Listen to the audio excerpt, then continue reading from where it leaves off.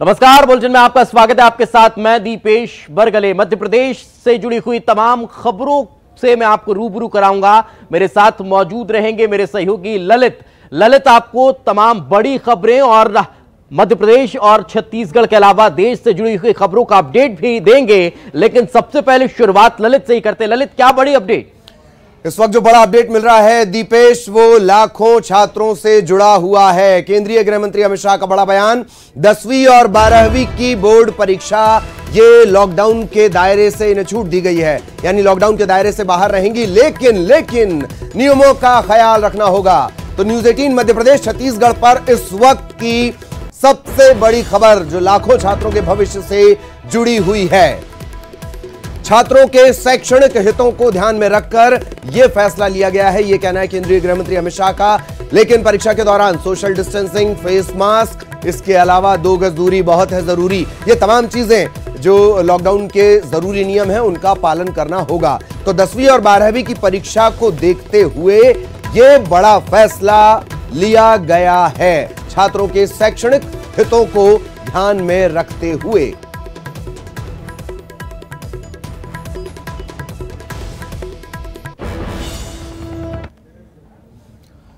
तो ये बड़ा अपडेट जो इस वक्त हमने आपको बताया, और इसके अलावा मध्य प्रदेश से जुड़ी क्या वो तमाम खबरें हैं, इसके लिए वापस एक बार रुख करेंगे दीपेश का। ओवर टू यू बिल्कुल ललित, वाकई में छात्रों के लिहाज से यह बेहद महत्वपूर्ण खबर है और काफी चिंता छात्रों को हो रही थी। लेकिन अब उससे इतर एक और उस खबर का जिक्र करते हैं जो किसी के लिए तो राहत भरी है लेकिन किसी के लिए आफत वाली भी है। हम बात कर रहे हैं शराब दुकानों की। मध्य प्रदेश में शराब दुकानों को खोलने के फैसले पर अभी भी संशय कहीं ना कहीं बरकरार है। लिकर एसोसिएशन ने मध्य प्रदेश में शराब दुकानें न खोलने का फैसला लिया है। हालांकि यह टकराव सरकार और एसोसिएशन के बीच का है जो अभी भी लगातार जारी नजर आ रहा है। व्यापारियों का कहना है कि कोरोना काल में आम लोगों और अपने कर्मचारियों की सुरक्षा को देखते हुए यह फैसला लिया गया। आपको यह भी बता दें कि सरकार ने शराब दुकानें खोलने का आदेश जारी किया है, फिर भी एसोसिएशन शराब दुकानें नहीं खोलना चाहता है।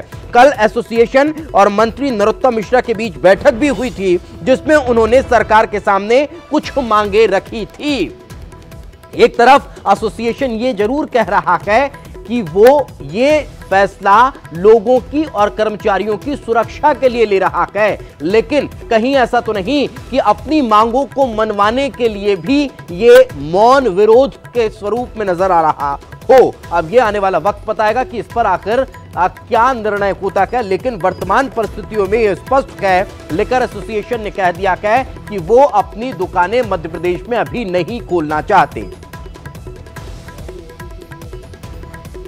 तो मध्य प्रदेश में शराब दुकानें नहीं खुलेंगी। मध्य प्रदेश शराब व्यापारियों ने यह बड़ा फैसला लिया है। व्यापारियों का कहना है कि कोरोना काल में आम लोगों की चिंता, आम लोगों की सेहत की सुरक्षा और हमारे अपने कर्मचारियों की सुरक्षा के लिहाज से हम ये बड़ा फैसला ले रखे हैं। लेकिन इसके पीछे की कहानी, इसके पीछे की स्टोरी भी थोड़ी दिलचस्प है। वो इस लिहाज से होती है क्योंकि लगातार जो बैठकों का दौर चल रहा है वो कहीं ना कहीं इस ओर इशारा करता है।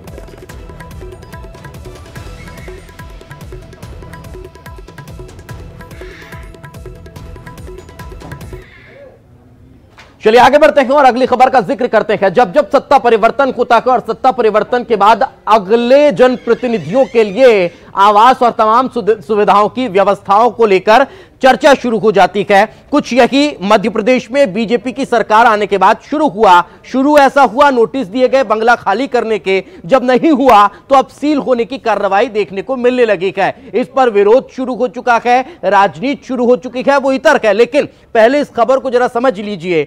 चारिमली स्थित बंगला सील किया गया है। यह बंगला पूर्व वित्त मंत्री तरुण भनोट का है और इस बंगले पर नोटिस चस्पा कर दिया गया है। बेदखली नोटिस में बंगला खाली करने की अवधि 7 दिन तय की गई थी। तय समय पर बंगला खाली नहीं किया गया तो अब जबरन बंगला खाली करवाया जा रहा है। इसमें उन मंत्रियों का नाम भी शामिल है जो भाजपा में शामिल हो चुके हैं। सरकार में वित्त मंत्री रहे तरुण भनोट के बंगले पर ताला लगा दिया गया है। संपदा के अधिकारियों ने आकर इस बंगले को सील कर दिया है। आप देख रहे हैं ये जो सील और नोटिस यहाँ लगा है, इसमें साफ तौर पर लिख दिया गया है कि इसको सरकारी जो है धाराओं के तहत इसे सील कर दिया है, क्योंकि काफी नोटिस देने के बाद भी इस बंगले को खाली नहीं किया गया है। अब इसके अंदर अगर किसी तरह का कुछ होता है नुकसान, तो इसमें 14 दिन की एक लिमिट दी गई है। उस 14 दिन की लिमिट के अंदर ही इस बंगले को खाली करने का अल्टीमेटम दे दिया गया है।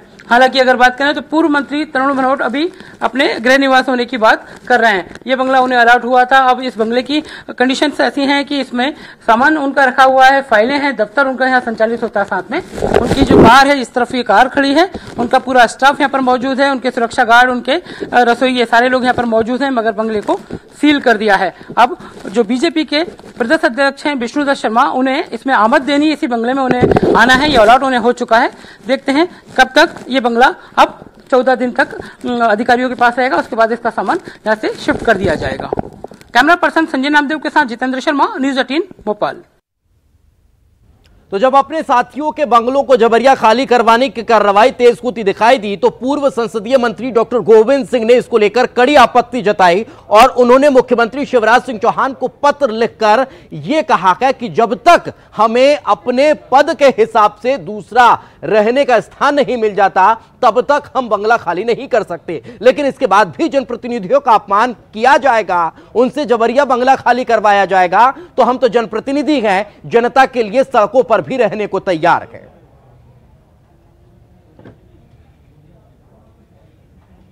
आवास खाली कराने का शासन की प्रक्रिया और नियमानुसार उनको करानी भी चाहिए। लेकिन जहाँ तक सवाल है कि जब मंत्रिमंडल का इस्तीफा होने के बाद कमलनाथ जी के मैंने स्वयं उसी दिन सभी अधिकारियों को अनुरोध किया था कि हमारा सामान जमा कराने में दूसरा आवास आवंटित कर दें। मैं 24 घंटे के अंदर मकान खाली करने के पक्ष में हूँ और रहूँगा। लेकिन उस समय कहा गया कि कोरोना तक ये न तो कोई सामान आपका स्वीकार करेगा, न हमारे ऑफिस खुल रहे हैं। कोरोना समाप्त होने के बाद ही आपका सामान वगैरह शासकीय जो लोड हुआ तो जमा किया जाएगा। अभी कोरोना समाप्त हो गया, लगातार लॉकडाउन चल रहा है। इसके बाद ही बीच में नोटिस देकर अगर शिवराज सिंह जी की आत्मा को इसी प्रकार संतुष्टि। अब जरा सियासी हलचल का जिक्र कर लेते हैं। मध्य प्रदेश में 24 सीटों पर होने वाले उपचुनाव की तारीखों का भले ऐलान न हुआ हो, लेकिन मध्य प्रदेश में राजनीतिक रणबांकुरे अपने अपने स्तर पर मोहरे फिट करना शुरू कर चुके हैं। हम बात कर रहे हैं बीजेपी और कांग्रेस की, जो अपने अपने हिसाब से अपने अपने स्तर पर राजनीतिक तैयारियों में जुटी हुई है। पूर्व सांसद प्रेमचंद गुड्डू ने भाजपा प्रदेश अध्यक्ष को नोटिस का जवाब भेजते हुए यह कहा कि मैं 9 फरवरी को ही भाजपा से इस्तीफा दे चुका हूं। इसके अलावा प्रेमचंद गुड्डू ने अपने पत्र में फिर से सिंधिया और सिलावट पर आरोप लगाए हैं। आपको बता दें, विधानसभा चुनाव के पहले कांग्रेस से भाजपा में शामिल हुए पूर्व सांसद प्रेमचंद गुड्डू अपनी ही पार्टी के खिलाफ बयान दे रखे थे। हाल ही में कांग्रेस छोड़कर भाजपा में शामिल हुए वरिष्ठ नेता ज्योतिरादित्य सिंधिया और कमलनाथ सरकार में मंत्री रखे तुलसीराम सिलावट के खिलाफ गुड्डू ने बगावत शुरू कर दी है। गुड्डू ने इंदौर जिले की सबसे प्रतिष्ठित माने जाने वाली सांवेर विधानसभा सीट से सिलावट को चुनौती देने का ऐलान कर दिया। इसके बाद भाजपा ने कार्रवाई की तैयारी शुरू की। भाजपा ने गुड्डू को पार्टी विरोधी बयानबाजी को लेकर नोटिस जारी कर 7 दिनों में जवाब मांगा। इसके जवाब में गुड्डू ने भाजपा के प्रदेश अध्यक्ष को पत्र लिखा और बीजेपी से इस्तीफे की बात कह दी।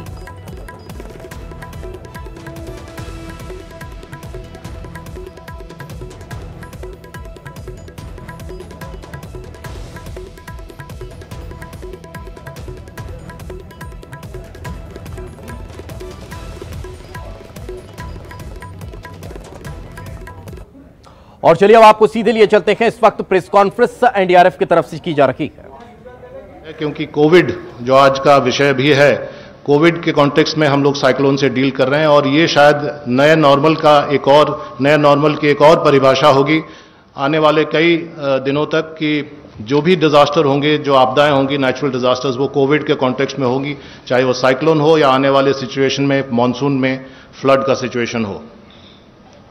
ये हमारा प्लेसमेंट है, दोनों राज्यों को मिलाते हुए कुल 41 टीमों का प्लेसमेंट है। आप देख सकते हैं कि 2 ही टीम रिजर्व में है, वो बंगाल में है, और उनमें से एक टीम, जैसा कि मैंने अभी कहा, जस्ट इस मीटिंग में आने से पहले कलकत्ता में डिप्लॉय हो रहा है। तो लगभग सभी टीमों का इस्तेमाल दोनों राज्य कर रहे हैं, और ये जो स्लाइड्स हैं ये आपको मुहैया कराई जाएंगी।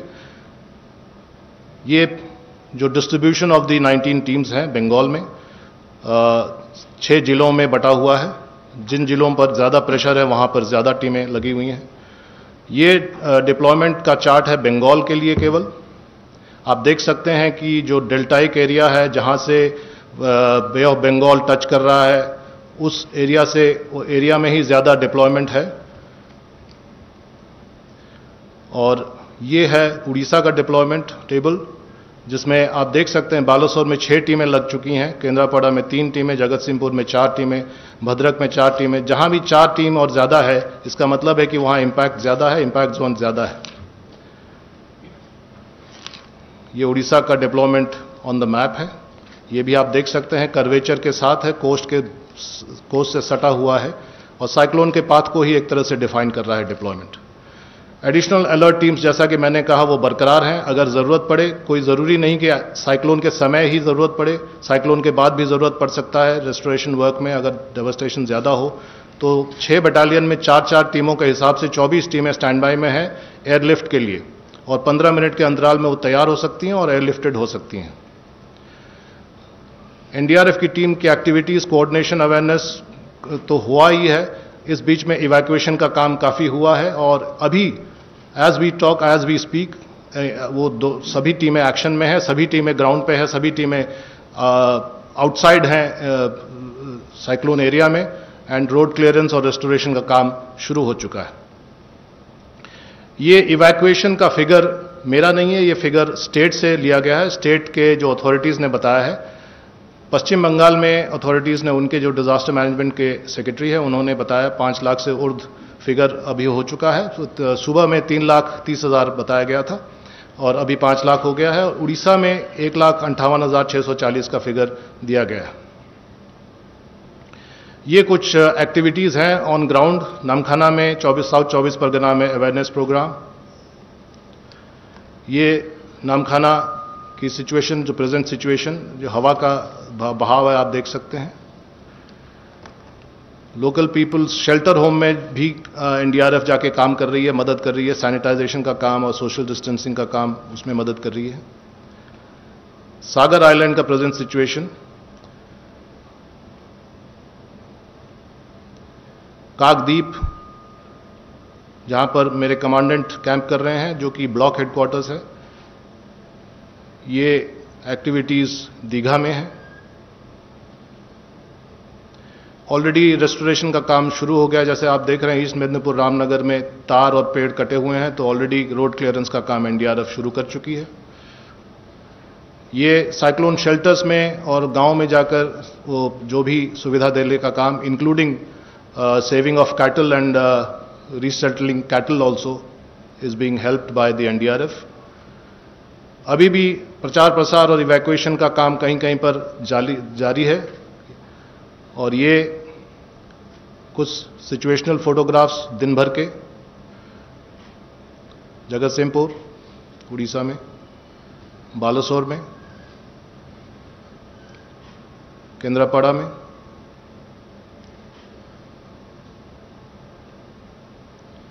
पुरी में, जो कि उतना अफेक्टेड नहीं कहा जाएगा, लेकिन पेड़ वहां भी गिरे हैं और रास्ता वहां भी अवरुद्ध है, तो वहां पर कटाई का काम जारी है। सो ये एनडीआरएफ की एक्टिविटीज, इवैक्यूएशन और अद्यतन स्थिति के बारे में है। जो अद्यतन स्थिति का जो डिटेल है in terms of wind speed और साइक्लोन का आई कहां पहुंचा है और उसका टिप कहां पहुंचा है और टेल कहां पहुंचेगा, कब तक पहुंचेगा, इसके बारे में आगे तफसील से ब्रेक के बाद एक बार फिर आपका स्वागत है। मध्य प्रदेश की दूसरी खबरों का जिक्र करें इससे पहले एक बड़ी खबर लेकर मेरे सहयोगी ललित मेरे साथ मौजूद है। ललित, वाकई दीपेश, गुना से इस वक्त ये बड़ी खबर मिल रही है, बिग ब्रेकिंग। अपने दर्शकों को बता दें, पुलिस और किसानों के बीच झड़प की स्थिति बन गई है। गुना में लगातार स्थितियां इस तरीके की सामने आ रही हैं, अप्रिय स्थितियां, और अब गुना से ये खबर है जहां पुलिस और किसानों के बीच झड़प की खबर मिल रही है।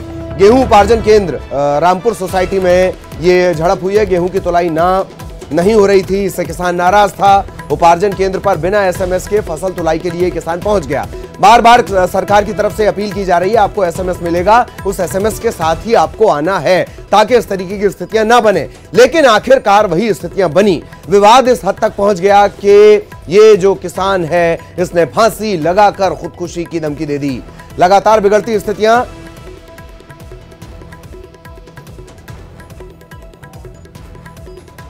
तो लगातार जो स्थितियां बन रही हैं, गुना से ये तस्वीर आ रही है और कतई ये तस्वीर जो आप इस वक्त देख रहे हैं, कतई इस तस्वीर की उम्मीद नहीं की जा रही है। यही वजह है कि बार बार सरकार कह रही है इस तरह की स्थिति ना बने, इसी वजह से रजिस्ट्रेशन हुआ है। रजिस्ट्रेशन हुआ तो एसएमएस मिलेगा, एसएमएस मिलेगा तो आपको आना है, वरना इस तरीके की स्थितियां, इससे दोनों का नुकसान है। पुलिस प्रशासन को वहां पर ज्यादा ताकत लगानी पड़ती है, इसके अलावा किसानों के हित के लिहाज से भी कतई ये तस्वीर ठीक नहीं कही जा सकती। इसके अलावा ये किसान ये भी कह रहा है कि वो खुदकुशी कर लेगा, जबकि तमाम जो सरकारी महकमा है वो आपकी बेहतरी के लिए काम कर रहा है। तो गुना से ये बड़ी खबर। वापस खबरों के सिलसिले को लिए चलेंगे सहयोगी दीपेश के पास। Over to you Deepesh. बिल्कुल ललित, जहां लॉकडाउन चल रहा है, लॉकडाउन के दौरान तमाम धार्मिक स्थल बंद हैं, आम लोगों के लिए दर्शन प्रतिबंधित हैं, उसके बाद भी उज्जैन के महाकाल मंदिर की कुछ तस्वीरें वायरल हो रही हैं और उन तस्वीरों में मंदिर के गर्भगृह तक माफ कीजिएगा, श्रद्धालु पहुंचे हैं जो दर्शन करते हुए नजर आ रहे हैं। अब इस पूरे मामले को लेकर जांच की बात कही जा रही है।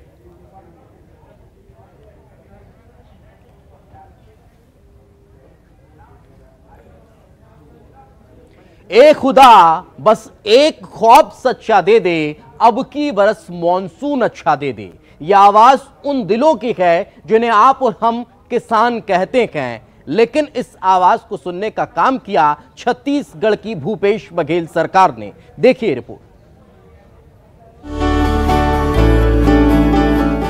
याद कीजिए साल 2018 विधानसभा चुनाव का वह वादा, जिसमें कांग्रेस ने 2500 रुपए प्रति क्विंटल की दर से धान खरीदी का वादा किया था। चुनाव का नतीजा आया, कांग्रेस की सरकार बनी, तत्कालीन पीसीसी चीफ भूपेश बघेल मुख्यमंत्री बने और किसानों से किया अपना वादा पूरा किया। जी हां, इस कोरोना काल के भीषण संकट में देश भर की सरकारों में अगर कोई तय समय पर अपना वादा पूरा कर रहा है तो वह है छत्तीसगढ़ की भूपेश बघेल सरकार। भूपेश बघेल सरकार पूर्व प्रधानमंत्री राजीव गांधी की पुण्यतिथि 21 मई के मौके पर छत्तीसगढ़ में राजीव गांधी न्याय योजना शुरू करने जा रही है, जिसके तहत 5700 करोड़ रुपए की राशि डीबीटी के माध्यम से 4 किश्तों में किसानों के खातों में डाली जाएगी। प्रदेश में धान, मक्का और गन्ना के 19 लाख किसानों को इसका सीधा लाभ मिलेगा। आगामी सीजन में दलहन और तिलहन पर भी न्याय योजना का किसानों को लाभ मिलेगा। इतना ही नहीं, प्रदेश के गन्ना किसानों को वर्ष 2018-19 का बकाया बोनस 10.27 करोड़ रुपए भी दिया जाएगा। आधुनिक भारत के स्वप्नद्रष्टा भारत रत्न पूर्व प्रधानमंत्री श्री राजीव गांधी जी की शहादत दिवस 21 मई को है। हम सब उनके बताए हुए रास्ते पर चलते हैं। उस दिन एक नई योजना हम छत्तीसगढ़ में लागू करने जा रहे हैं, जिसका नाम राजीव गांधी किसान न्याय योजना। 19 लाख किसानों को, चाहे वो धान उत्पादक हो, चाहे गन्ना उत्पादक हो, चाहे वो मक्का उत्पादक हो, उनके खाते में 5700 करोड़ रुपया अंतरित किए जाएंगे। ये 4 किस्तों में होगा और आज के समय में छत्तीसगढ़ के किसानों को सही मायने में ये बहुत बड़ी सहायता होगी। राजीव गांधी न्याय योजना के तहत भूपेश बघेल सरकार किसानों को खेती किसानी के लिए प्रोत्साहित करने के लिए खरीफ 2019 से धान तथा मक्का लगाने वाले किसानों को सहकारी समिति के माध्यम से उपार्जित मात्रा के आधार पर अधिकतम 10,000 रुपए प्रति एकड़ की दर से अनुपातिक रूप से आदान सहायता राशि दी जाएगी। इस योजना में धान फसल के लिए 18,34,834 किसानों को प्रथम किश्त के रूप में 1,500 करोड़ रुपए की राशि प्रदान की जाएगी। शेष किस्त का भी भुगतान जल्द किया जाएगा।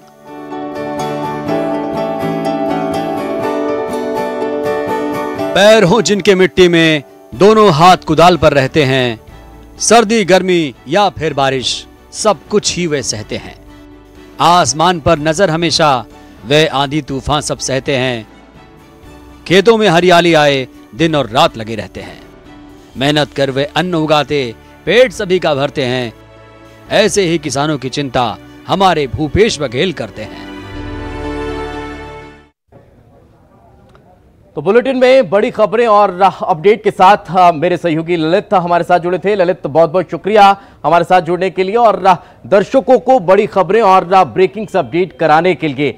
इसी के साथ इस बुलेटिन में फिलहाल इतना कि मुझे भी इजाजत दीजिए, लेकिन कोरोना से जुड़ी हुई अपडेट, साथ के साथ मध्य प्रदेश छत्तीसगढ़ से जुड़ी हुई तमाम खबरों के लिए देखते रहिए न्यूज़ 18 मध्य प्रदेश छत्तीसगढ़।